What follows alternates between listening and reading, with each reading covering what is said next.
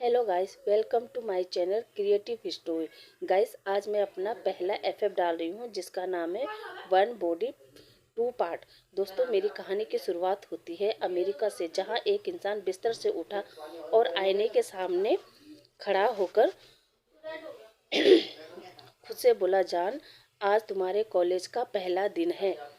वह उठकर बाथरूम में शावर लेने चला गया, अच्छे से फ्रेश होकर नीचे हॉल में आया और अपने फादर और मदर को ग्रीट किया और ब्रेकफास्ट करके अपने कॉलेज जाने को तैयार हो गया। तभी फादर ने बोला, जान, आज कॉलेज का पहला दिन है और कॉलेज में जाकर तुम सिर्फ पढ़ाई पे ध्यान देना, उसके अलावा कुछ भी नहीं। फादर बोला, जान, तुम अपने बॉक्सिंग और फाइटिंग स्किल किसी भी बच्चे पर मत आजमाना।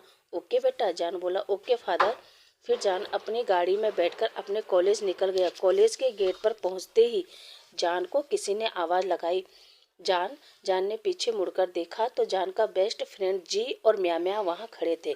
जी ने बोला, जान, आज हमारा कॉलेज में पहला दिन है। आज हम लोग कॉलेज में बहुत मज़ा करेंगे। जान ने बोला, ओके। अब सब क्लासरूम में गए। वहाँ एक इंसान जान को देखते ही बोला, ये ओमेगा बहुत ही ब्यूटीफुल है, लेकिन इसके हरकतें अल्फा मीन्स क्या? इसकी हरकतें अल्फा जैसे है। तभी वेंचाओ के फ्रेंड ने बोला, तभी तो ये आपको पसंद है।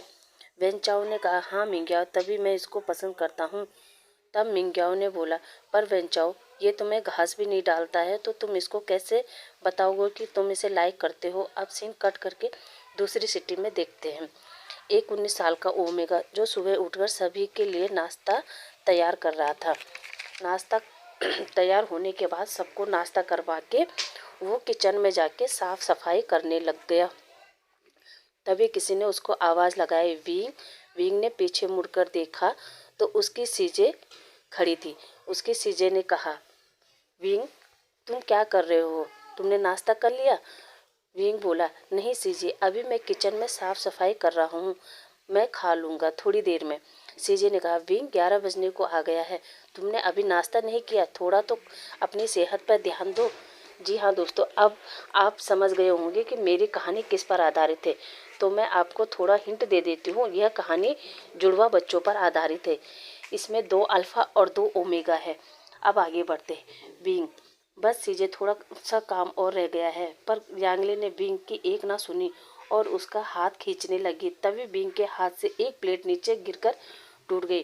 टूटने की आवाज़ सुनकर मैडम यू, दोस्तों मैडम यू यांगली की माँ है, किचन में आ गई और उसने बिंग के मुंह में एक जोरदार थप्पड़ मारा। तभी बिंग धड़ाम से जाकर दीवार से टकरा गया और उसके माथे से खून निकलने लग गया। जैसे ही विंग को चोट लगी तो इसका हल्का सा एहसास दूर अमेरिका में बैठा जहान को भी हुआ। अब जहान की तरफ चलते हैं। जहान ने अचानक से अपने माथे को छूते हुए बोला, इतने सालों से मुझे मेरे शरीर में बिना चोट लगे दर्द का एहसास क्यों होता है? जी हाँ दोस्तों, इस कहानी में ये 2 जिस्म एक जान का एहसास शामिल है, जिसमें अगर विंग को चोट लगेगी तो उसका एहसास जहान को होगा और जहान को चोट लगेगी तो उसका एहसास विंग को होगा। लेकिन अभी ये दूर है तो इनको इस दर्द का एहसास तभी होगा जब दोनों में से किसी एक का ब्लड निकलेगा। लेकिन जब ये थोड़ा पास आ जाएंगे तो फिर इनको हल्का हल्का सा सभी बॉडी पेन का एहसास होगा। अब हम आगे देखते हैं। मैडम यू, जियान चेन, जियान यांगली की मदर है। जियान यांगली एक ओमेगा है। जियान चेन एक अल्फा है। विंग मैडम यू और जियान फेमियान का अडोप्टेड सन है। अब हम देखते हैं आगे। विंग को चोट लगी और उसके माथे से खून निकलने लग गया। तभी जियान यांगली मैडम यू से कहा, माँ, ये आप क्या कर रहे हो? आप क्यों बचपन से ही विंग से नफरत करती हो? क्यों उसको मारते हो, पीटते हो? यांगली, माँ, अब आपने उसे न ज़्यादा पढ़ने दिया, ना घर से बाहर निकलने दिया। आज तक कभी भी वह कहीं नहीं गया, ना ही वह किसी दोस्त से मिल सकता है, ना ही बात कर सकता है।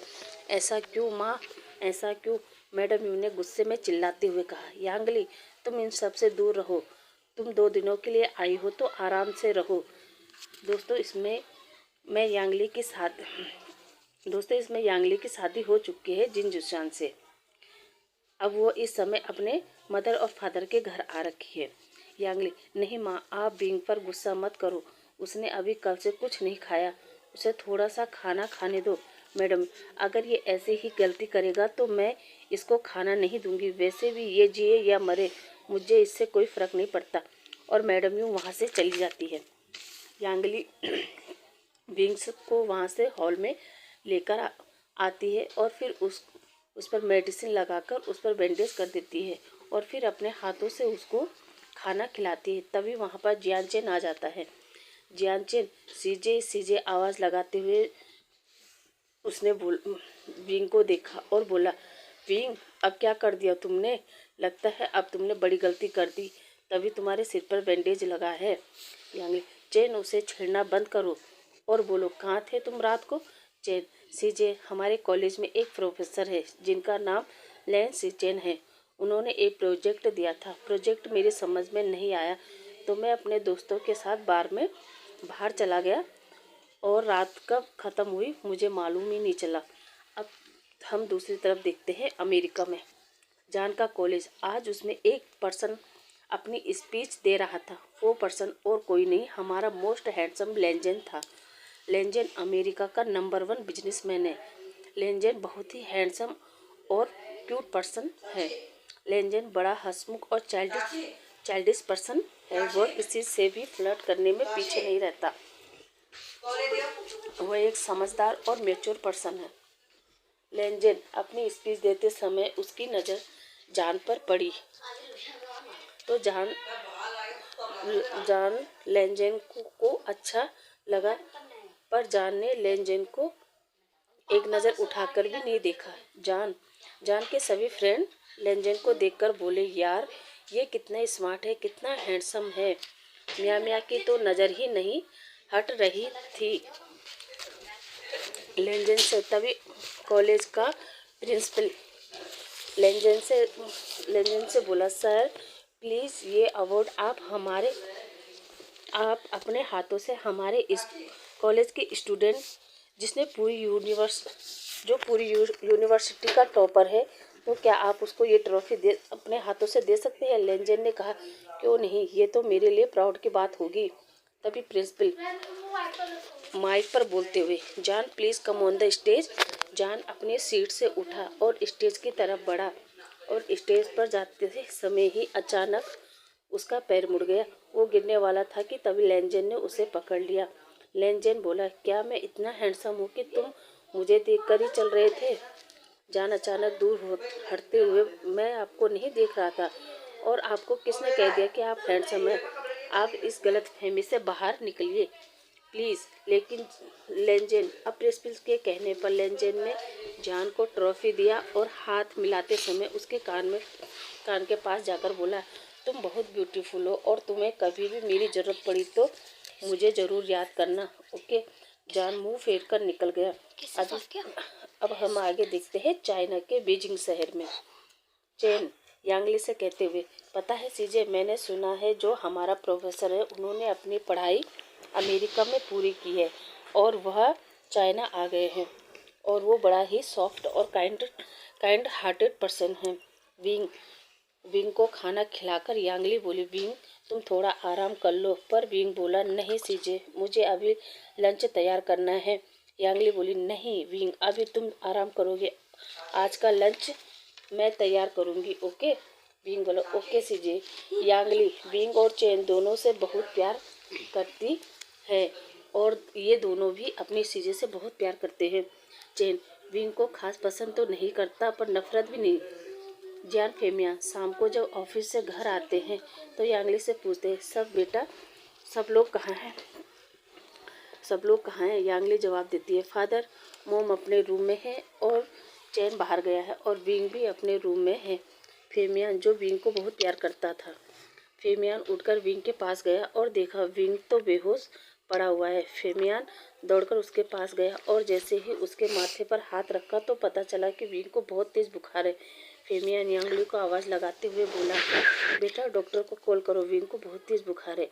डॉक्टर घर पर आया, उसने विंग को चेक किया, उसे मेडिसिन वगैरह देकर उसे सुला दिया और फेमियान से कहा, इस बच्चे को हीट आ गई, थी उसे रोकने के लिए इसने कुछ उल्टी सीधी मेडिसिन खा ली थी, जिससे इसका शरीर वह झेल नहीं पाया। उसी मेडिसिन की वजह से इसको बुखार आ गया।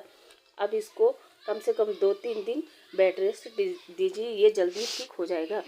डॉक्टर वहाँ से चला गया। इधर जान का भी शरीर बुखार से तप रहा था। जान की मदर जान के पास बैठी थी और जान के चारों तरफ कम से कम 4-5 डॉक्टर और नर्स खड़ी थी। जान श्याव फैमिली का इकलौता ओमेगा बॉय है और उसकी भी हीट आ रखी थी, लेकिन जान के मदर और फादर जान को दर्द में नहीं देख सकते थे, इसलिए वहाँ जान की बहुत ज़्यादा केयर करते हैं।